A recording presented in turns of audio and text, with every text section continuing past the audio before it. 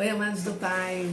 Nesse capítulo 5 de Números, Deus manda que pessoas impuras saiam do acampamento, mostrando a importância da santidade, da integridade e da saúde física e espiritual, quando a gente vive em comunidade, né? Deus também determina que aquele que cometeu o pecado, prejudicou outra pessoa, deve confessar o pecado, fazer restituição, acrescentando 1/5 do valor. E tem também uma lei bem estranha sobre ciúmes do marido em relação à sua esposa. Vamos entender mais sobre esses 3 assuntos? Então, vamos fazer a nossa leitura diária que vai acontecer nessa Bíblia aqui, a Bíblia nova, né? Viva. E a gente vai ler o capítulo 5 de Números. Bora! E o Senhor deu mais ordens a Moisés. Diga aos israelitas que eles devem tirar todos os leprosos do acampamento, todos os que tiverem hemorragia e todo impuro que tiver tocado em um cadáver. Com isso vale tanto para homens quanto para mulheres. Tire essas pessoas do acampamento para que elas não contaminem o acampamento onde eu habito. Olha Deus falando. E o povo de Israel obedeceu às instruções que o Senhor deu a Moisés e os tirou do acampamento. Vamos dar uma paradinha aqui só para a gente refletir sobre esse assunto que é assim interessante, né? Porque essa primeira parte, ela ensina que a orientação de Deus assim para afastar qualquer pessoa. Ele não faz acepção de pessoas, né? Seja homem ou mulher, né? Impuros, doentes, para eles saírem do acampamento, para a proteção do povo, que eles poderiam viver uma catástrofe no deserto se eles contraíssem assim doenças infecto-contagiosas. Então foi criado assim um espaço, um local especial fora do arraial, que nós já vimos em vídeos anteriores, que as tendas estavam todas dispostas nos 4 lados do tabernáculo, né? Para que essas pessoas doentes ficassem longe dali, tipo assim, em quarentena. E com isso, Deus está nos mostrando a preocupação dele com a nossa saúde física e espiritual também. E nos ensinando sobre o cuidado de manter as nossas atitudes puras, buscando sempre viver de uma maneira digna, saudável diante dele. Vamos lá? Vamos voltar à leitura? Vamos continuar então. Bom, e o Senhor disse a Moisés: diga ao povo de Israel, quando um homem ou uma mulher prejudicar outra pessoa e, portanto, ofender o Senhor, será culpado. Confessará o pecado que cometeu, terá restituição completa e acrescentará 1/5 a esse valor e o dará à pessoa prejudicada. Mas se essa pessoa prejudicada não tiver presente, não tiver parente próximo, isso significa que a pessoa já morreu, né? Teve um acidente, aconteceu algum problema, a pessoa morreu, e se ela não tiver parente próximo que possa receber a restituição, então o culpado deverá pagar ao Senhor, entregando a restituição ao sacerdote, junto com o sacrifício de um carneiro para obter o perdão do pecado. Sempre que os filhos de Israel trazem uma dádiva sagrada ao Senhor, isso pertencerá ao sacerdote. As dádivas sagradas de uma pessoa pertencem a ela, mas o que ela dá ao sacerdote deverá ficar com o sacerdote. Vamos pensar também sobre esse assunto aqui. Essa segunda parte, Deus está nos mostrando que aquele que comete pecado e faz mal para o seu próximo deve se arrepender, confessar e reparar o mal feito, restituindo o valor total do prejuízo que causou e mais 20%, que é 1/5, né? Porque não vale só o pedido de desculpa, da boca para fora. Isso demonstra a necessidade de um arrependimento genuíno, porque todo pecado traz um preço que precisa ser pago. Além da morte espiritual e da separação de Deus, que é assim uma consequência natural do ato que não foi justificado pela pessoa que cometeu, entendeu? Deus trabalha com a nossa psique, né? Que e os elementos subjetivos que moldam assim a nossa personalidade. Isso Deus faz para a gente poder refletir sobre as nossas emoções. Porque além dele se preocupar com quem nós prejudicamos, ferimos, defraudamos, ele também se preocupa com cada um de nós. Sabe por quê? Tem muita gente sofrendo de doenças emocionais. É preciso parar, refletir, pedir perdão para poder ser perdoado, restituir a quem nós prejudicamos, para a gente poder seguir em frente, em paz, no caminho de volta para casa. Só assim nós cumprimos o ciclo da ação que nós machucamos alguém. Porque, na verdade, a gente vê que muitas pessoas têm dificuldade de pedir perdão, enquanto outras têm dificuldade de liberar o perdão. E todas essas duas atitudes, ou seja, essa falta de ação, nos aprisionam, nos deixa assim presos, né? Ui, meu telefone está tocando, perdão, gente. O que eu estava falando? E não deixa a gente prosseguir, né? Então, a gente acaba ficando com pendência para resolver sem definir a data. Em breve, quando a gente estiver lendo o Novo Testamento, a gente vai ver que Zaqueu obedeceu essa ordem de Deus e declarou que ele ia restituir 4 vezes mais o que ele tinha retirado das pessoas. Ou seja, ele ia devolver o valor líquido do prejuízo que ele causou, e não apenas 1/5 ou 20%, que é a mesma coisa, mas 4 vezes mais, o que é muito mais. Sabe por quê? Porque finalmente ele conheceu Jesus e aí ele se deu conta da injustiça que ele estava praticando até então.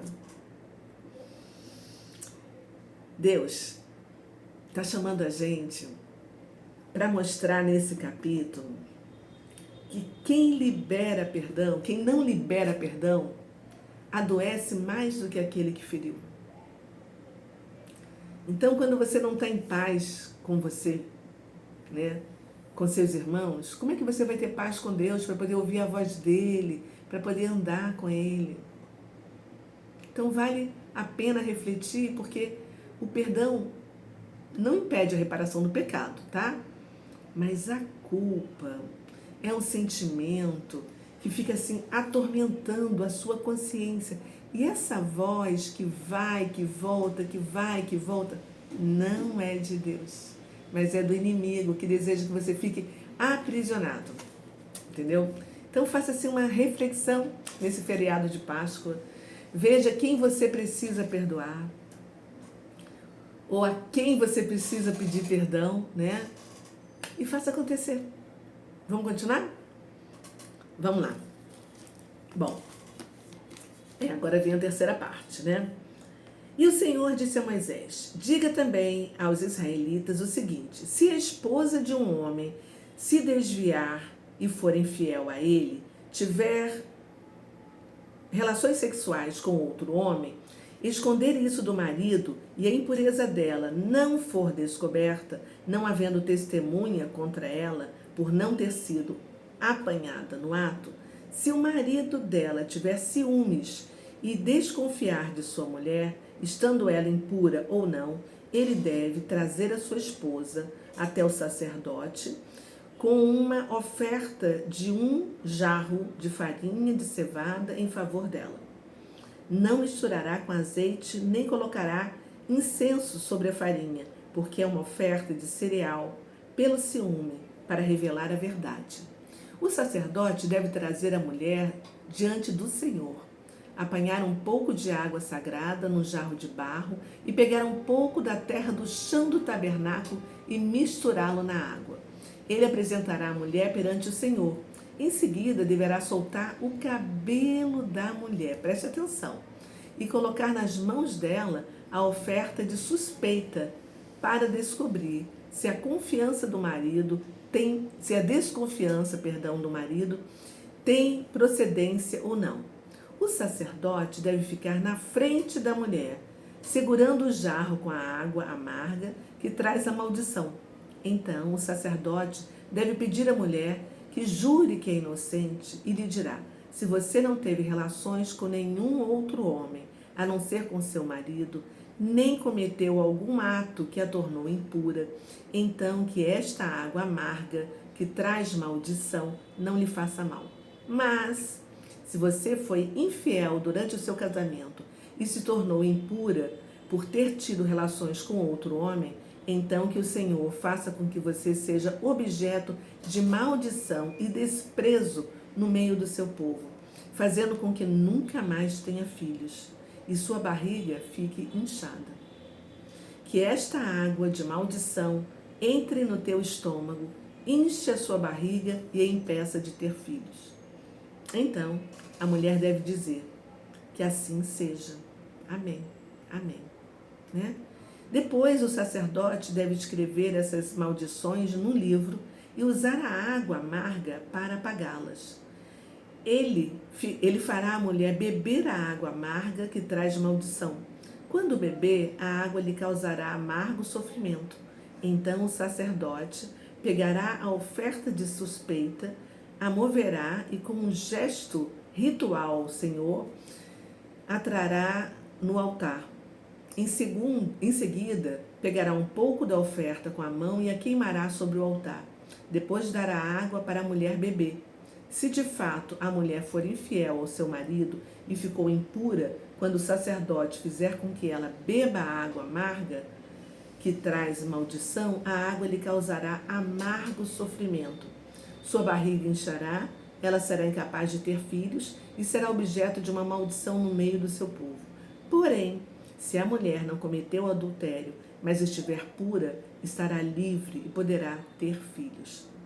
Essa é, pois, a lei para o caso de ciúmes, quando a mulher for infiel e se tornar impura quando estiver casada, ou quando o homem, sem motivo, suspeitar da sua mulher. Ele deve trazer a mulher perante o Senhor e o sacerdote agirá de acordo com essa lei. O homem ficará livre da culpa, mas se a mulher for culpada, sofrerá as consequências do seu pecado. Que lei estranha, né, gente? É a terceira e última passagem que a gente vai refletir aqui, né? Que é sobre o teste da fidelidade matrimonial, que nos mostra o quanto Deus valoriza a verdade, a lealdade e a confiança entre as pessoas, especialmente no casamento, né? Entre marido e mulher.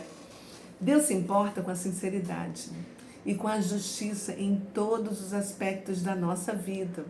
Por isso que esse capítulo trata sobre os ciúmes do marido, sobre uma infidelidade não comprovada. E o procedimento muito estranho, né, cá entre nós, né, gente, descrito aqui, que a gente acompanhou a leitura, para muitos teólogos, era uma proteção para a mulher, que naquela época ela poderia ser apedrejada se ela fosse pega em adultério. Como a gente vai ver em breve também no Novo Testamento, uma mulher adúltera que foi usada para uma pegadinha que eles queriam fazer com Jesus. Porém, entretanto, todavia, eu tenho uma pergunta que não quer calar, gente. Por que o homem nunca aparece? Né? E só a mulher é que deveria, naquele momento lá no Novo Testamento, ser apedrejada. Porque quem pratica adultério, quem faz sexo com alguém e foi pega no ato, né? O amante também estava lá. Então, para onde ele foi? Onde é que ficou o homem? Nessa história dessa mulher adúltera ali na frente de Jesus. Bom, gente, mas vamos voltar aqui para o nosso texto de Números 5, que o caso é outro. Esse caso aqui fica apenas na suspeita do marido, que ficou com ciúmes da esposa por algum motivo.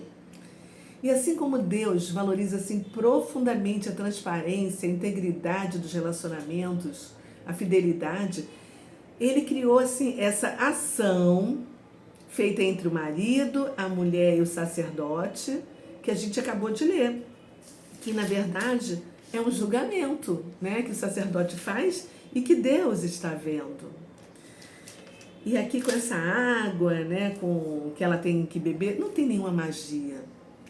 Mas no fundo está trabalhando profundamente a psique, direcionando a culpa e as suas consequências emocionais, que começam exatamente quando a gente leu aqui, e que eu falei, quando o sacerdote tira o véu e solta os cabelos das mulheres, o que naquela época demonstrava que aquela mulher que estava com o véu, que tinha até então a autoridade, a proteção do marido, perdeu ali. Agora ela não tem mais.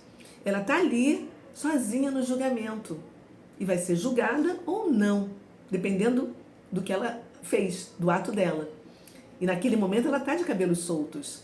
Então a maldição ela está relacionada ao pecado. E a bênção, a integridade, a pureza. Se ela tivesse pecado, ela seria uma maldição no arraial. E ainda ficaria estéril, né?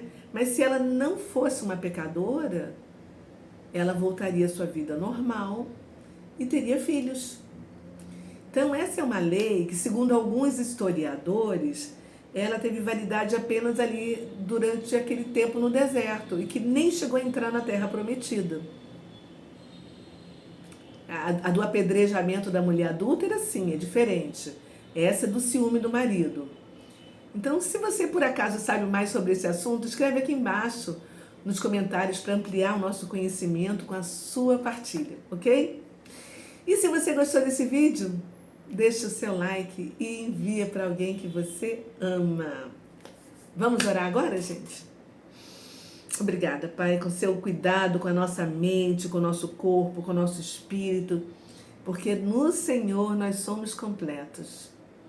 Que diferença quando a gente encontra a nossa verdadeira identidade, quando a gente descobre o nosso propósito de vida, em vez de ficar vivendo, Pai, de propostas que jamais vão assim alcançar a plenitude que o Senhor sonhou pra gente. E tampouco a gente vai se sentir leve, Senhor. Mas essas propostas vão nos trazer frustrações, vão nos deixar pessoas cansadas, pesadas, insatisfeitas. Pai, que o Senhor possa nos repreender e nos mostrar quando nós estamos errando, pecando, para que a gente possa refletir, se arrepender, pedir desculpas, pedir perdão, restituir a pessoa e prosseguir na tua santa paz. Nós te amamos, Senhor, e nós te agradecemos em nome de Jesus por todos esses insights, por todas essas informações, reflexões, conhecimento que a gente está recebendo. Como é bom a gente poder pensar.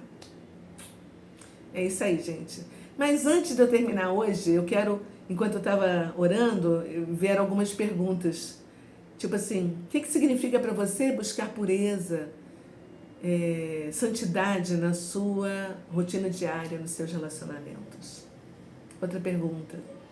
Você já precisou restaurar o relacionamento através do pedido de perdão, do ressarcimento do prejuízo que você causou para alguma pessoa? Como é que você se sente? Terceira pergunta. Como é que a confiança e a verdade impactam as suas relações familiares? E a última pergunta, prometo, 4. Em quais áreas da sua vida você sente que você pode, assim, crescer em fidelidade e transparência, que está precisando elevar o nível? Pensa nisso. Aproveita nesse momento de feriado, de Páscoa, para você refletir sobre tudo isso, tá bom? Beijo no seu coração e amanhã tem mais. Apesar do feriado, todos os dias a gente vai de Gênesis a Apocalipse, buscando o entendimento para a gente encontrar o caminho perfeito de volta para casa. Tchau, fui, até amanhã.